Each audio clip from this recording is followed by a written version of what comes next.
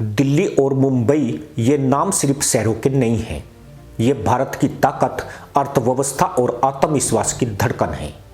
और जब कोई इन पर हमला करने की बात करता है तो वो सिर्फ दो शहरों को नहीं बल्कि 145 करोड़ भारतीयों की ताकत को ललकार रहा होता है।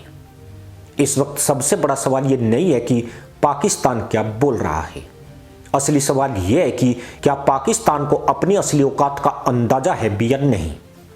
कंगाली राजनीतिक अस्थिरता और अंतर्राष्ट्रीय अपमान के बीच घिरा हुआ पाकिस्तान आज भी वही पुराना खेल खेल रहा है, यानी गीदड़ भभकी। लेकिन इस बार मामला सिर्फ बयानबाजी तक सीमित नहीं है। जब अब्दुल बासित जैसे पूर्व राजनयिक खुलकर यह कहने लगते हैं कि पाकिस्तान भारत के किसी भी शहर पर हमला कर सकता है तो यह सिर्फ बयान नहीं रहता, यह एक खतरनाक मानसिकता का संकेत बन जाता है। लेकिन यहां से कहानी शुरू होती है, खत्म नहीं। कि पाकिस्तान देखिए, अगर push comes to shove, let's say Iran सूरत हाल ख़राब हो जाती है, इसराइल आके हमारे पास हमारे सामने बैठ जाता है, कल को कोई ऐसी सूरत हाल डेवलप हो जाती है जहाँ अमेरिका भी हमारे न्यूक्लियर प्रोग्राम को ऐसी बुरी नज़र से देखता है या हमारी न्यूक्लियर कैपेबिलिटी को तबाह करने की कोशिश, जो कि इम्पॉसिबल है। बट मैं ऐसे वर्स्ट केस सिनेरियो की बात कर रहा हूँ जो कि नामुमकिनात में से है मेरे ख्याल में, क्योंकि पाकिस्तान के अल्हम्दुलिल्लाह इतनी कैपेबिलिटी है कि अपना डिफेंस कर सके। लेकिन अगर लेट्स से कोई ऐसी सूरत हाल बन जाती है जो कि नामुमकिनात में से, बट स्टिल एक सिनेरियो हम डेवलप करते हैं कि अगर अमेरिका ने पाकिस्तान पे कोई हमला कर दिया, हमारी तो अगर हमारे न्यूक्लियर रेंज में नहीं भी अमेरिका, लेट्स से अगर हम खलीजी ममालिक में जो है उनके अड्डों तक भी नहीं पहुंच सकते या हम इसराइल पे भी हमला नहीं कर सकते, हमारे लिए क्या वाहिद रास्ता होगा आपके ख्याल में? इंडिया। हमने तो देखिए और कुछ नहीं करना।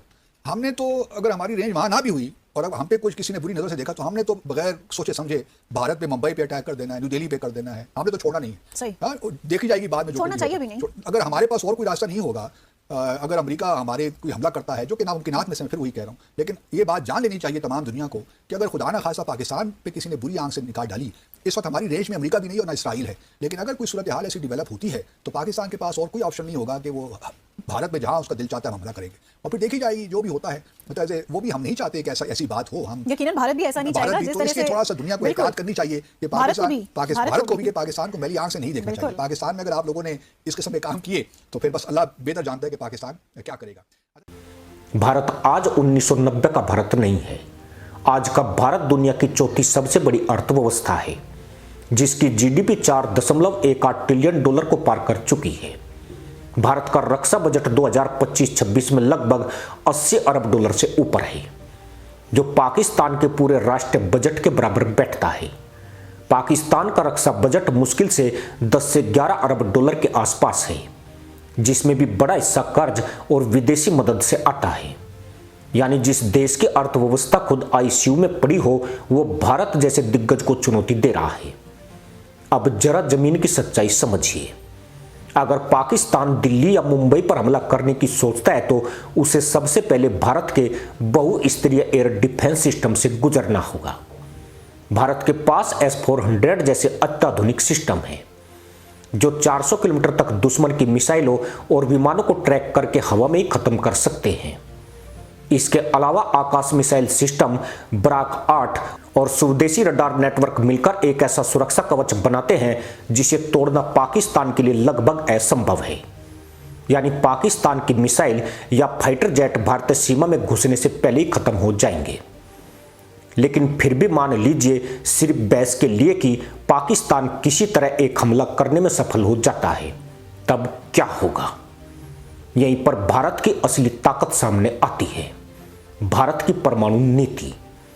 भारत की नो फर्स्ट यूज पॉलिसी साफ कहती है कि भारत पहले परमाणु हमला नहीं करेगा, लेकिन अगर भारत पर परमाणु हमला हुआ तो जवाब बेहद ही घातक होगा।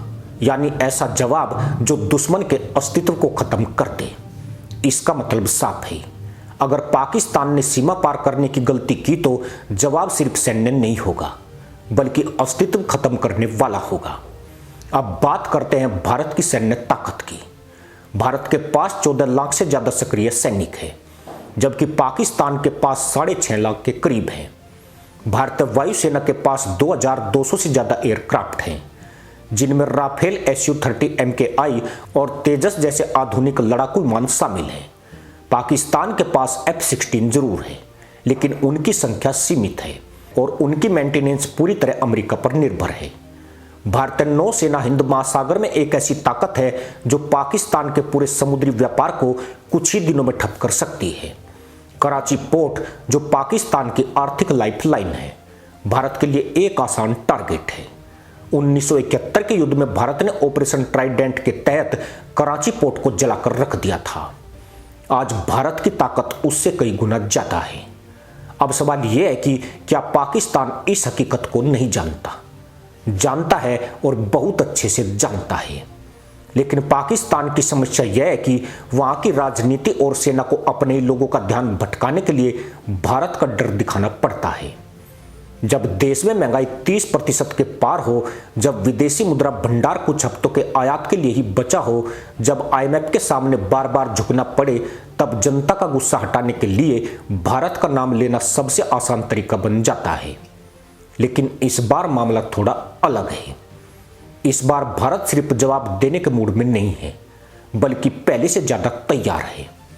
बालाकोट एयर स्ट्राइक, ऑपरेशन सिंदूर इसका सबसे बड़ा उदाहरण है। जब भारत ने सीमा पार जाकर आतंकियों के ठिकानों को नष्ट किया और पाकिस्तान कुछ भी नहीं कर पाया।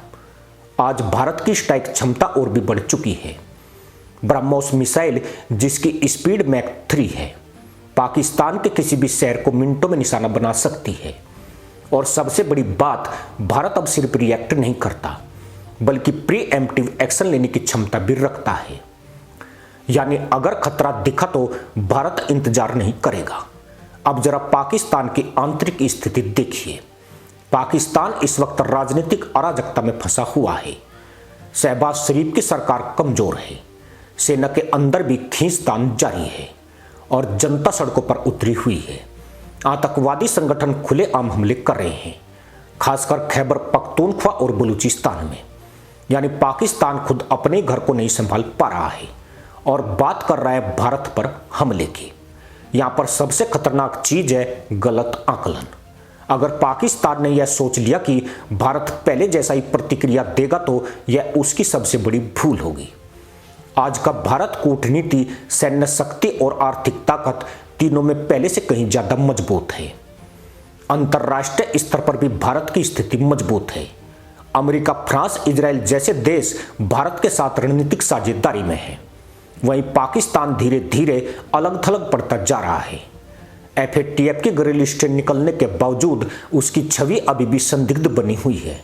अब अंत की बात, दिल्ली और मुंबई पर हमला करना कोई हलवा नहीं है। यह सिर्फ एक बयान नहीं, बल्कि एक भ्रम है, एक खतरनाक भ्रम। और इतिहास गवाह है कि जब जब पाकिस्तान ने ऐसे भ्रम पाले हैं, तब तब उसे भारी कीमत चुकानी पड़ी है। अगर पाकिस्तान ने गलती से भी भारत की ओर कदम बढ़ाया तो जवाब सिर्फ सीमित नहीं होगा। जवाब ऐसा होगा जो आने वाली पीढ़ियों तक याद रखा जाएगा।